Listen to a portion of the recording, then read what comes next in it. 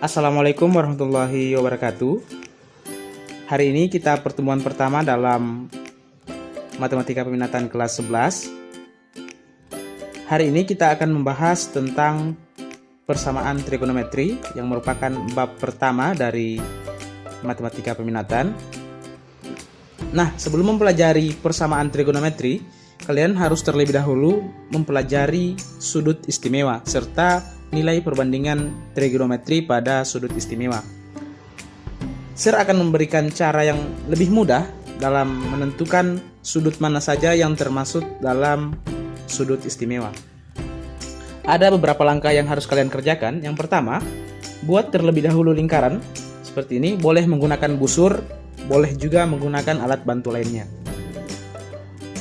Nah, setelah kalian buat lingkaran, maka bagi lingkaran tersebut menjadi 4 bagian dengan cara menggunakan garis seperti ini. Ada 2 garis. Garisnya tegak lurus sehingga membagi lingkaran tersebut menjadi 4 bagian yang sama besar.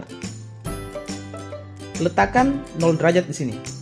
Nah, setiap bagian itu besar sudutnya adalah 90 derajat karena dia tegak lurus.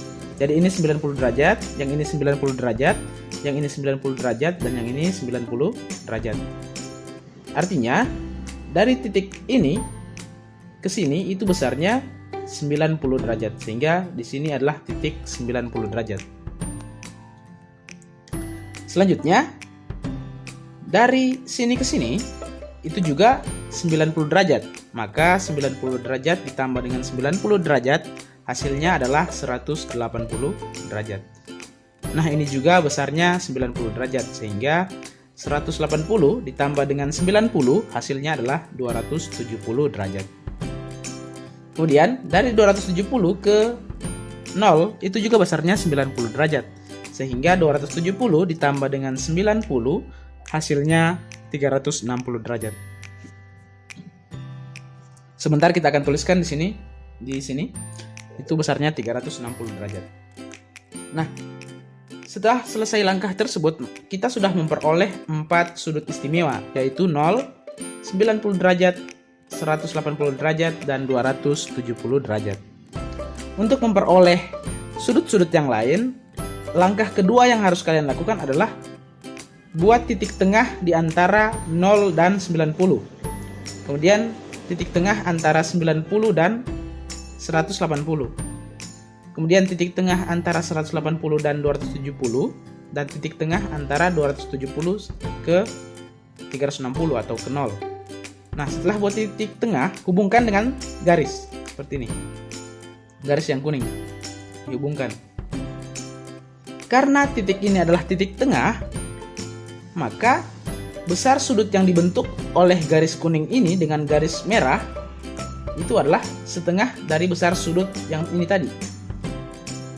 Artinya, besar sudut garis kuning ini ke garis merah itu adalah 45 derajat karena dia setengahnya. Nah, di sini 45 derajat. Dari 45 ke sini juga itu besarnya 45, ya. 45 tambah 45 hasilnya 90. Dari 90 ke titik ini, ya, itu tadi besarnya 45 juga. Jadi 90 tambah 45 hasilnya 135 derajat. Kemudian dari 135 ke sini juga 45, hasilnya 180. Kemudian dari 180 ke sini itu juga 45. Ya, karena dia titik tengah. Nah, 180 ditambah 45 derajat hasilnya 225.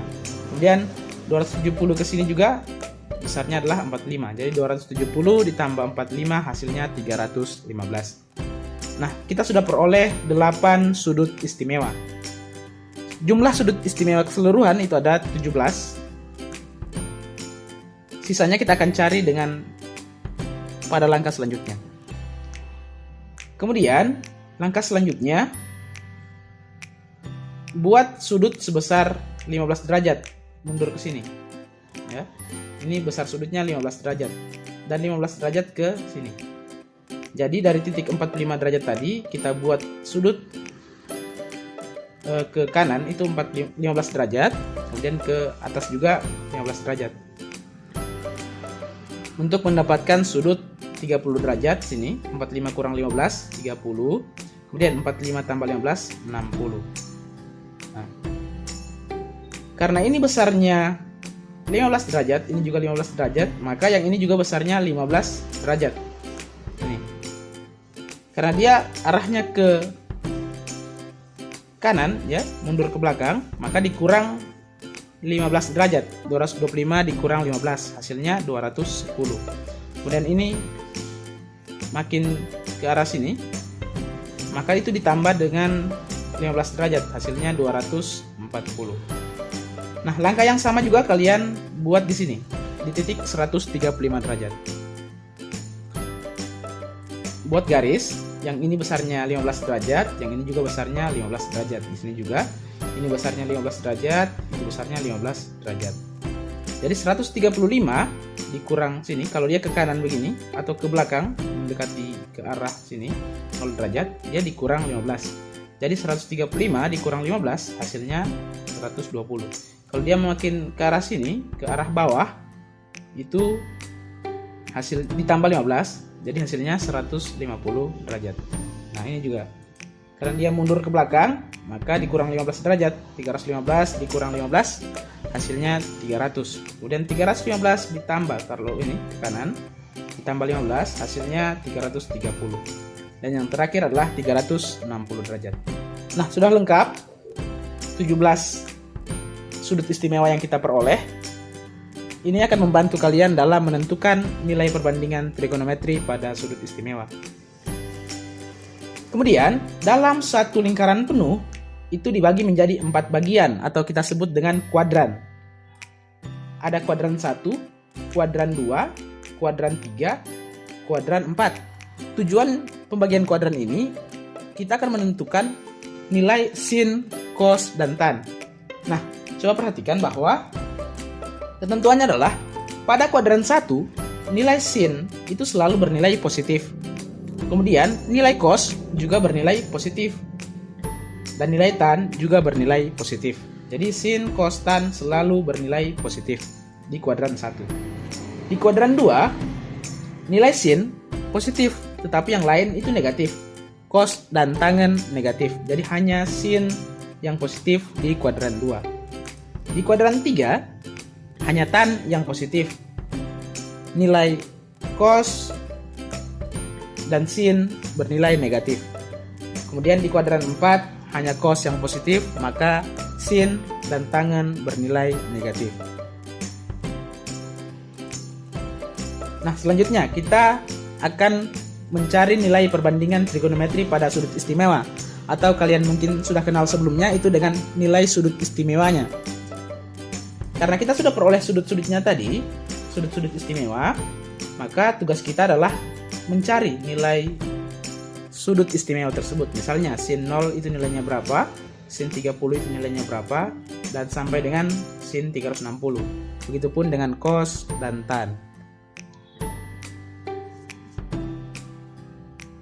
Dengan bantuan gambar yang sudah kita peroleh pada langkah sebelumnya, yang ini dan yang ini, maka kita bisa menentukan seluruh nilai sin, cos, dan tan yang ada pada tabel ini tanpa kita harus menghafal. Jadi tidak perlu dihafal. Yang penting kalian paham langkah-langkahnya. Untuk mengisi tabel ini kalian tidak perlu menghafal. Nah, kuncinya hanya ada satu, di sin. Apabila kalian bisa menentukan nilai sin, maka nilai cos dan tan itu sudah mudah untuk ditentukan. Langkah pertama untuk menentukan nilai sin pada kuadran 1. Kuadran 1 yang ini. Antara 0 sampai 90. Ya. Jadi 0, 30 derajat, 45 derajat, 60 derajat, dan 90 derajat itu masuk di kuadran 1. Nah, langkah pertama untuk menentukan nilai sin untuk derajatnya ini, 0 dan sampai 90, tuliskan dulu masing-masing tabel itu dengan nilai 1/2. 1/2, 1/2, 1/2, 1/2, 1/2. Ini cara supaya kalian tidak menghafal untuk menentukan nilai sin. Tuliskan semua 1/2. Setelah itu tuliskan secara berurutan akar 0, kemudian akar 1, kemudian akar 2, kemudian akar 3, dan akar 4. Nah, kemudian kita operasikan yang masih bisa diselesaikan. Akar 0 nilainya adalah 0. 0 dikali dengan setengah atau 1/2, maka nilainya adalah 0. Kemudian, akar 1 nilainya adalah 1. 1 kali 1/2 sama dengan 1/2. Nah, kemudian untuk 45 derajat tetap 1/2 akar 2, tidak bisa disederhanakan lagi. Begitu pula dengan 60 derajat. Nilai sin 60 derajat adalah 1/2 akar 3. Nah, kemudian untuk sin 90 derajat, ini masih bisa disederhanakan. Akar 4 itu kan 2. Jadi peroleh 1/2 dikali 2. Nah, 1/2 dikali 2 nilainya adalah 1. Jadi sudah kita peroleh nilai sin pada kuadran 1, yaitu sin 0 sama dengan 0, sin 30 derajat sama dengan 1/2, sin 45 sama dengan 1/2 akar 2, sin 60 derajat sama dengan 1/2 akar 3, dan sin 90 sama dengan 1. Untuk menentukan nilai cos, kalian hanya cukup menulis terbalik dari nilai sin. Kalau nilai sin tadi urutannya adalah 0, 1/2, 1/2 akar 2, 1/2 akar 3, dan 1, kalian tulis terbalik. Jadi dimulai dengan 1. Jadi tuliskan 1 dulu di sini. Kemudian tuliskan yang ini, 1/2 akar 3, kemudian 1/2 akar 2, kemudian 1/2 ini, kemudian 0. Ya, tulis terbalik nilai sin pada kuadran 1 untuk mengisi kolom cos. Seperti ini. Sudah kita peroleh nilai cos. Nah, untuk nilai tan itu tidak perlu repot, karena pada persamaan trigonometri tan itu sama dengan sin dibagi dengan cos. Jadi tan x sama dengan sin x per cos x. Jadi untuk menentukan nilai tan, hanya kita bagi nilai sin dan nilai cos. Nah, dibagi 0 bagi 1 hasilnya 0. Kemudian 1/2 dibagi dengan 1/2 akar 3. 1/2 dan 1/2 habis, sisa 1 per akar 3. Kemudian 1/2 akar 2 dibagi 1/2 akar 2, nilainya 1. Kan habis, sama, jadi sisanya 1. Kemudian 1/2 akar 3 dibagi dengan 1/2. 1/2 dibagi 1/2, 1. 1 kali akar 3, sisa akar 3. Kemudian 1 dibagi 0. Dalam matematika, pembagian dengan angka 0 itu tidak didefinisikan, sehingga diberi tanda seperti ini. Nah, setelah diperoleh semua ini, maka untuk menentukan nilai sin, cos, dan tan pada kuadran 2, 3, dan 4, itu juga tidak perlu kalian repot untuk menghafal. Cukup ikuti langkah-langkah nanti, maka kalian langsung bisa menentukan nilai sin 120, sin 135, sampai dengan sin 360. Begitu pula dengan cos dan tan. Caranya adalah, perhatikan, 120 derajat. Lihat ke sini. Titik 120 derajat. Berada di kuadran 2. Ya. Ingat, 120 derajat berada di kuadran 2. Artinya, hanya nilai sin yang bernilai positif. 120 kalau kita tarik garis lurus ke arah kuadran 1, maka akan ketemu di titik 60 derajat. Maksudnya adalah nilai 120 derajat, sin 120 derajat itu sama dengan nilai sin 60. Sama, tetapi harus memperhatikan ini, tabel kuadran. 120 itu nilainya sama dengan sin 60. Kita lihat nilai sin 60, 1/2 akar 3. Nah, 1/2 akar 3. Langsung kita tuliskan. Jadi nilai sin 120 sama dengan 1/2 akar 3. Kalau kalian melihat tabel ini, yang warnanya hijau, itu nilainya pasti sama. Hijau. Dan yang nilainya kuning, itu sama. Nilai biru juga. Ungu, ini sama. Dan merah juga, pasti sama nilainya. Kemudian sin 135 derajat. Yang ini, warna kuning. Kalau kita tarik garis ke arah kanan, maka akan ketemu di titik 45 derajat. Artinya, nilai sin 135 derajat sama dengan nilai sin 45 derajat. Nilai sin 45 derajat adalah 1/2 akar 2. Ini, 1/2 akar 2, sin 45. Karena sin pada kuadran 2 bernilai positif, maka tandanya tidak berubah di sini. Kalau misalnya tadi sinnya negatif, maka kita tambahkan tanda di depannya. Gitu.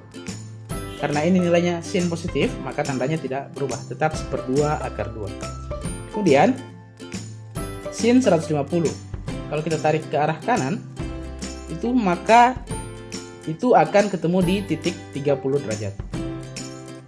Nah, sin 30 nilainya 1/2, maka kita tuliskan sini 1/2. Kemudian 180 kalau kita tarik ke arah kanan ketemu di 0. Artinya sin 180 sama dengan sin 0. Jadi kita tulis ini 0. Kemudian untuk 210 ini kita tarik ke arah kuadran 1, garis warna biru, maka akan ketemu dengan titik 30 derajat. Artinya nilai sin 210 derajat itu sama dengan nilai sin 30 derajat. Sin 30 nilainya 1/2. Sama. Tetapi karena di kuadran 3 ini 210 berada di kuadran 3. Di kuadran 3 hanya tan yang positif. Artinya sin negatif, maka ditambahkan tanda di sini. Tanda negatif. Negatif 1/2. Begitu. Begitu pula dengan 225. 225 berada di kuadran 3. Kalau kita tarik ke arah kuadran 1, garis kuning, maka akan ketemu di titik 45 derajat.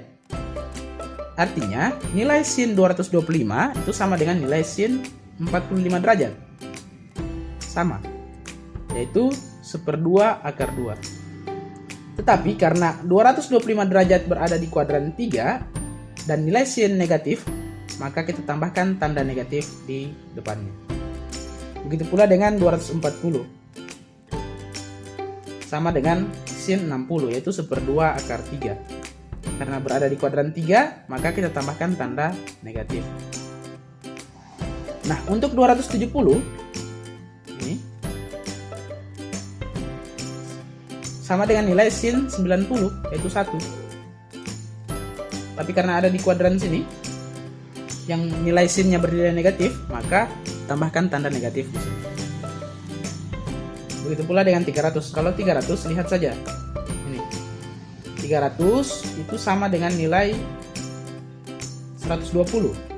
300 itu, yaitu 1/2 akar 3.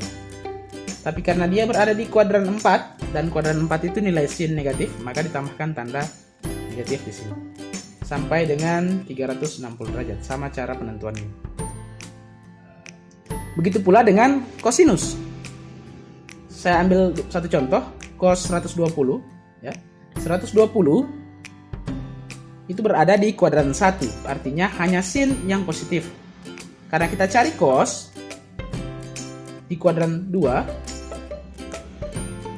sini, maka nilai cos harusnya negatif. Nah, yang kita cari cos 120. Kalau kita tarik ke kanan, itu ketemu dengan 60 derajat. Artinya cos 120 sama dengan cos 60. Lihat cos 60 1/2, maka kita tuliskan 1/2. Karena 120 ada di kuadran 2 dan di kuadran 2 nilai cos negatif, maka kita tambahkan tanda negatif. Kemudian 135. Kalau kita tarik ke arah kuadran 1, maka akan ketemu di titik 45 derajat. Artinya cos 135 derajat sama nilainya dengan cos 45 derajat. Kita lihat cos 45, yaitu 1/2 akar 2. Karena nilai cos di kuadran 2 bernilai negatif, maka kita tambahkan tanda negatif di depannya. Begitu pula dengan tan 120. 120 itu sejajar dengan 60, artinya tan 60 sama dengan tan 120, yaitu akar 3. Ya, ini akar 3. Tetapi karena di kuadran 2, itu 120 berada di kuadran 2 dan nilai tan negatif, maka kita tambahkan tanda negatif di depannya. Nah, untuk selanjutnya mengisi kolom-kolom ini kalian bisa gunakan cara tadi. Oke, terima kasih atas perhatiannya. Jika ada yang kurang dipahami, silahkan ditanyakan. Saya akhiri. Assalamualaikum warahmatullahi wabarakatuh.